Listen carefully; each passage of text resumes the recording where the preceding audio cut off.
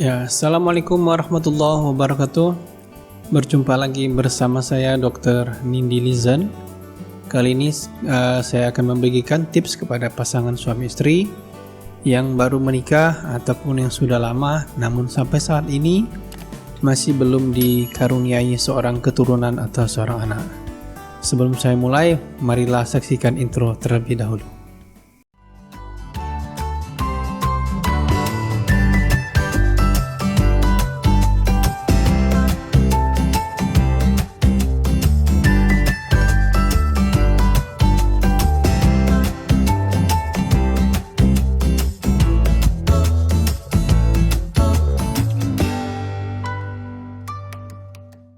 Berbagai tips memang sudah banyak dikemukakan oleh para pakar, terutama kapan waktu yang tepat untuk berhubungan, bagaimana posisi dan etika saat berhubungan agar cepat dikaruniai seorang keturunan atau seorang anak.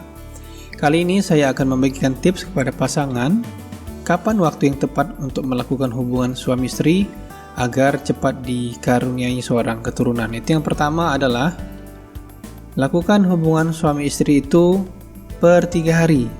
Ketika haid yang pertama sudah selesai, ketika haid sudah bersih, sudah bersih seorang istri dari haid, lakukanlah hubungan suami istri itu per 3 hari. Mulai di hari pertama setelah haid bersih, pada malam hari lakukan per 3 hari. Besok, lusa kosong, hari ketiga lakukan hubungan suami istri itu. Berlanjut siklusnya per 3 hari terus hingga ke bulan berikutnya. Kenapa demikian? Karena pada dasarnya kehamilan itu terjadi saat sperma berjumpa dengan ovum. Sperma bisa bertahan di dalam rahim atau bisa hidup di dalam rahim itu hingga hari ketiga. Ada yang menyampaikan 48 jam atau ada sampai menyampaikan itu hingga ke hari ketiga. Jadi sperma masuk hari ketiga, masuk lagi, hari ketiga masuk lagi. Jadi potensi untuk tetap bertahan di dalam rahim itu tinggi. Nah, sedangkan ovum itu ada saat ovulasi. Dan ovulasi itu terjadi ketika 2 minggu setelah haid biasanya. Tepatnya kita nggak tahu kapan, yang jelas kemungkinan besar 2 minggu setelah haid. Dan usia ovum itu bahkan ada yang menyampaikan hanya 12 jam.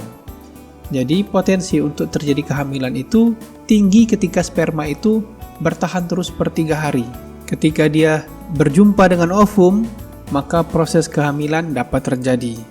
Itu tips yang pertama. Selain melakukan hubungan yang saya sampaikan tadi per 3 hari, tetap ada etika-etika lainnya yang sudah saya sampaikan di video sebelumnya. Yang pertama, lakukan hubungan suami istri itu pada malam hari. Lakukan dengan posisi misionaris. Jangan lakukan hubungan suami istri berkali-kali atau setiap hari atau dilakukan ejakulasi itu berkali-kali. Bahkan suami masih ada yang masturbasi, itu sangat dilarang karena dapat membuat sperma jadi encer. Berikutnya, setelah berhubungan khususnya untuk istri, jangan langsung cebok, jangan langsung disiram, dibersih-bersihkan. Biarkan dulu hingga beberapa jam, Kemudian jangan lupa berdoa kepada Allah, semoga apa yang diniatkan dapat tercapai. Itu yang pertama. Yang kedua ada lagi tips ketika ingin mempunyai anak, lakukanlah hubungan suami istri itu saat ovulasi. Yang tadi per 3 hari, jadi potensi untuk jumpa ovum saat ovulasi itu tetap tinggi. Atau lakukan hubungan suami istri itu saat ovulasi saja. Ketika sudah masa ovulasi, lakukan hubungan suami istri itu di situ. Ini bisa jadi opsi ketika mungkin suami sibuk atau istri sibuk. Jadi ketika masa ovulasi, pasangan ini harus menyempatkan melakukan hubungan suami istri. Kapan itu masa ovulasi? Saat ini sudah banyak aplikasi yang ada di Android maupun di Apple, di App Store maupun di Play Store. Silakan langsung di-download. Ketik aja keywordnya ovulasi, cari rating yang paling tinggi. Saya sarankan langsung download dua aplikasi supaya untuk jadi pembanding. Jadi pembanding. Silakan di-download, langsung register, masukkan hari kapan haid, kapan haid terakhir, masukkan. Nanti dia akan langsung random muncul di situ tanggal kapan si istri akan mengalami ovulasi. Oke, silakan dilakukan. ikutin tutorialnya.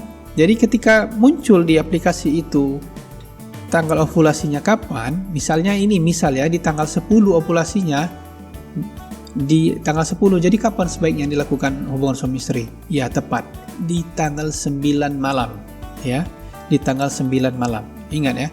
Loh, tadi saya nyuruh pakai aplikasi 2. Nah, di aplikasi satu lagi malah di tanggal 11. Nggak apa-apa, nggak ada masalah. Tetap di tanggal 9 lakukan hubungan suami istri. Kenapa? Karena sperma itu bertahan hingga 3 hari. Jadi di hari ke-10 dan hari ke-11 dia tetap bertahan. Loh, bagaimana kalau di aplikasi satu lagi yang tadi tanggal 10, aplikasi satu lagi malah tanggal 12? Nggak ada masalah. Lakukan hubungan suami istri di tanggal 9 malam. Kalau ragu, boleh dilakukan hubungan suami istri lagi di tanggal 11. Ya, di tanggal 11. Jadi dikelangi 1 hari.